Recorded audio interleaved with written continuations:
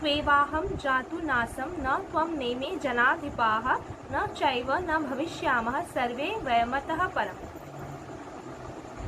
Namaste. Hello. And hi. So today we are going to start from shlok number 12. From shlok number 12, Krishna is trying to say something to us. And what is it? What is the full meaning? We will get to know. So let's get started with the core meaning of this shlok. तो इस एक श्लोक के जरिए कृष्णा सिर्फ अर्जुन से नहीं whole humanity से कुछ कह रहे। क्या ये कहना चाह रहे कि ऐसा कभी नहीं हुआ कि मैं ना रहा हूँ या तुम ना रहे हो अथवा ये समस्त राजा ना रहे हो, और ना ऐसा है कि भविष्य में हम लोग नहीं रहेंगे। सुना आपने कृष्ण क्या बोल रहे कि अर्जुन जिस चीज से इतना डर रहा था कि मैं कैसे युद्ध कर, तो कृष्ण ने एकदम 360 डिग्री घुमा के एक ऐसा बात बोल दिया कि मतलब वो भी सोच में पड़ जाएंगे कि कह रहे कि ऐसा तो कभी टाइम आया ही नहीं है कि ये ना रहे हो या आप ना हो या मैं ना रहा हो, हम सभी हमेशा से ही थे और इवन हम हमेशा ही रहेंगे। मतलब ये बोलने का मतलब क्या है? तो मतलब यही है जितना निष्कर्ष निकल सकता है कि क्योंकि हर एक जीव भगवान का ही अंश है, तो भगवान जैसे क्या है सनातन है, तो वो हमारी स्थिति को भी वही दिखाने की कोशिश करे कि आप भी तो मेरे ही अंश हो। मतलब वो हिडन तरीके से ये बोल रहे हैं कि तो आप लोग भी सनातन हो, आप भी हम सनातन मतलब जो चीज हमेशा से चली आ रही है या जो हमेशा एग्जिस्टेंस में है वही उसे ही सनातन कहते हैं। तो इसीलिए कई बार which never extinct, हाँ, जो कभी लुप्त ना किया जा सके, ठीक है, तो वही सनातन होता है। और भगवान कह रहे हैं कि सिर्फ आप ही नहीं हो, मतलब ऐसा नहीं है। हम कई बार समझते हैं ना यार मैं तो भगवान की भक्ति कर रहा हूँ, मैं बड़ा प्रिय हूँ उन्हें, तो मैं ही उनका अंश हूँ। ऐसा नहीं है। जो वहाँ पे युद्ध कर रहे हैं, जो कृष्ण के अगेंस्ट में भी है, वो सब भी कृष्ण कह रहे हैं ये भी मेरे ही अंश है, ये भी उतने ही शाश्वत है जितने आप। अच्छा, तो अब वो मतलब उनका कहने का क्या मतलब है?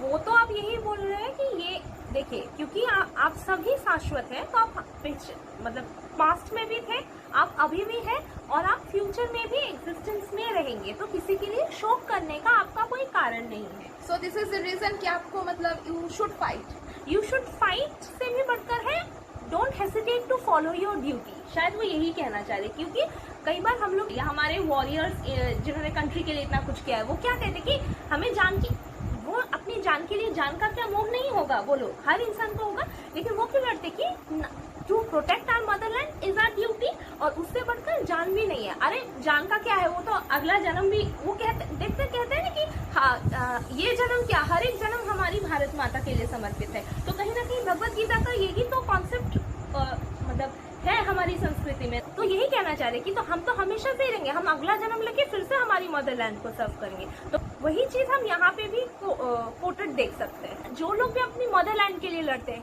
कोई भी चाहे किसी भी देश का हो, इवन किसी के मन में देखा है कि कभी मदरलैंड के लिए लड़ते हुए शोक आ रहा है? क्यों नहीं आ रहा है? बिकॉज दे आर फॉलोइंग मतलब देयर ड्यूटी। तो इसीलिए यहाँ पे मतलब इसमें भी हम देख सकते हैं कि आप अपना ड्यूटी पहले करें। And now I will read it in English. Never was there a time when I did not exist, nor you nor all this kings, not in the future shall any of us cease to be. He is trying to explain Arjuna. Krishna is trying to explain Arjuna that why you are thinking so much. You already exist. There is no extinction point of us. Right? It really means that if you are trying to do a positive thing, you can't think about if you have to establish a positive thing in the society, then you have to carry all these things with you. And sometimes it's like if you want to bring the peace in the society within you for anything, you have to face all this situation. You can't run away from all this. हाँ, और ऐसा कोई बहुत ही अजीबोगरीब concept भगवान ने अर्जुन को नहीं सुना दिया है, क्योंकि ये जो चीज वो बोल रहे हैं वो एक्चुअली उपनिषद में, उसकी पुष्टि एक्चुअली उपनिषदों में भी हुई है। So Krishna is saying to Arjuna that for whom you are grieving, after all this war, after they will exist. What actually he means that क्योंकि एक इंसान जो सोचो दुखी हो रहा हो अपने स्वजनों को लेके, उसके सामने आप ऐसा एक ज्ञान भरा चीज बोल दिया। देखो, now this is truly deep, right?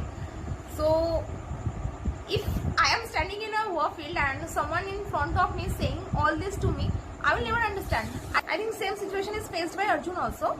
Bhagavad Gita अभी हम लोग जानते हैं भगवत गीता सभी के घरों में भगवत गीता है, ये हमारा बहु प्राचीन ग्रंथ है। तो हमने ये कॉन्सेप्ट कई बार सुना है, ठीक है, कि हाँ आत्मा शाश्वत है, ये है। अर्जुन तो ठीक है उपनिषदों में है, सब है, मैं मानती हूँ, लेकिन अर्जुन तो फर्स्ट टाइम सुन रहे हैं। मतलब उनके लिए तो पूरा एकदम दिमाग चकरा गया हुआ कि क्या बोल रहे हैं, क्या शाश्वत पुरुष। और कृष्ण तो मेरे दोस्त है, ऐसा कैसे हो सकता है कि वो हमेशा से रहे हो, मैं हमेशा से एग्जिस्ट किया हूँ। मुझे तो बस समथिंग मैजिकल। हाँ, मतलब मुझे तो बस इतना ही याद है कि मैं बचपन से मैंने धनुर विद्या सीखी है, और अभी मैं अपना फैमिली का एक मतलब फैमिली में टाइम जाते जाते एक ऐसा सिचुएशन हमारी लाइफ में आ गया है कि हमारे फैमिली मेंबर्स को ही युद्ध के लिए आना पड़ा है, और इसमें भारत के इतने महान महान रथी महारथी भी आए हैं। तो ये कौन सा कॉन्सेप्ट है कि सब मैं सोच रहा हूँ सारे मारे जाएंगे युद्ध में, कृष्ण बोल रहे हैं कि ये पहले भी थे, ये अब भी है, और ये आगे भी रहेंगे। ये कौन सा नया कॉन्सेप्ट मतलब कृष्ण लेके आए?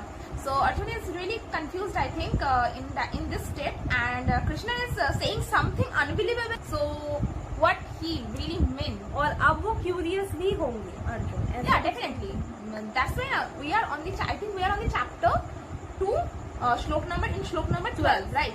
So there are many things to learn, many things to know. So like Arjuna.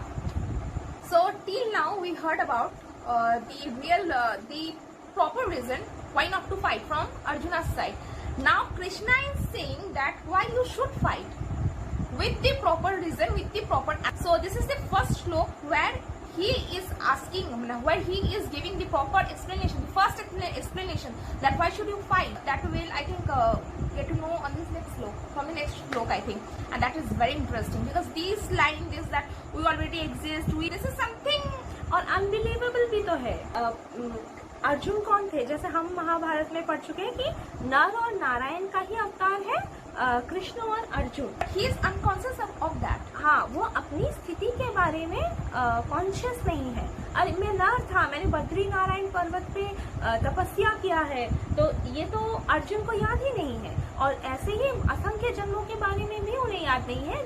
इसीलिए मतलब भगवत गीता में अर्जुन रिप्रेजेंट कर रहे हैं होल ह्यूमैनिटी को, और कृष्ण मतलब मेंटोरशिप को रिप्रेजेंट कर रहे हैं। The end of the learning of this Gita, we will get to know something about our life also. Even After life after death. Right, I think. Right. और हम लोग कई बार बोलते हैं ना कि यार इट्स कृष्ण कॉन्शियसनेस, या फिर ये गॉड कॉन्शियसनेस है, या फिर सम स्क्रिप्चर्स हम लोग का कॉन्शियसनेस दे रहे हैं। Rather it's self consciousness. Correct. अगर कोई कह रहा है कि आप भी हमेशा से थे, आप हमेशा एग्जिस्ट करोगे, तो वो आप कौन है, वही तो जानने की जर्नी है भगवत गीता। तो दैट इज द सेल्फ। तो इसीलिए भगवत गीता हमेशा जरूरी नहीं है कि कृष्ण को जानने के लिए भगवत गीता पढ़ने की जरूरत नहीं है, क्योंकि भगवत गीता के ज्ञान से कृष्ण को नहीं जाना जा सकता। कृष्ण तो कहते हैं कि मैं भगवान ही नहीं हूँ, मेरे भक्त मुझे भगवान ही ना माने तो मैं सबसे खुश He is रहूंगा। giving a knowledge about life. He is giving a knowledge about मतलब the whole society. हाँ। Not the whole society, the whole world. वो वर्ल्ड तो मतलब एक इंडिविजुअल क्या है होता है, इतने बड़े प्लैनेट का एक यूनिट है, तो वो उस एक यूनिट के ऊपर ही स्टडी दे रहे हैं। जैसे हम मेडिकल साइंस में भी देखते हैं कि हम एक सेल के ऊपर ही तो स्टडी करते हैं, उस सेल के ऊपर स्टडी कर करके हम पूरी बॉडी के नॉलेज हम लोग को मतलब जो मेडिकल साइंस में स्टूडेंट्स को मिलता है। तो यहाँ पे भी यही हो रहा है कि सेल्फ कॉन्शियसनेस जब एक इंडिविजुअल की अपने ऊपर स्टडी करता है, तो यही तो चेंजेस लाता है होल ह्यूमैनिटी में। When a human being starts knowing own eternal identity, a human gets to know about the whole journey of his or her life. Even it is there is a saying also from lord Buddha कि अगर आपको life के बारे में जानना हो तो आप एक सीड कैसे बड़ा होता है एक ट्री में, उसे जानो। तो मतलब उसी से आपको लाइफ का हर नॉलेज मिल जाएगा। You know, there are many personality, there are many, we have enough knowledge to, मतलब we have enough, I think, stock of knowledge that we can share. Bharat भूमि खान है, Khan. Yeah, it's a treasure. मतलब क्योंकि that's, आप बोल yeah, that's real. India is a treasure, I think, treasure of knowledge, treasure of culture, treasure of tradition, everything. And I think we are proud to be an Indian. What we are, we should proud of that. That is important, right? So yeah, we are trying to share you something. We are trying to share some important knowledge that I think we should share. मतलब if we get to know about that, it's a good thing, right? So we can sharing share. is caring. Yeah, and because sharing yeah, she is right all well.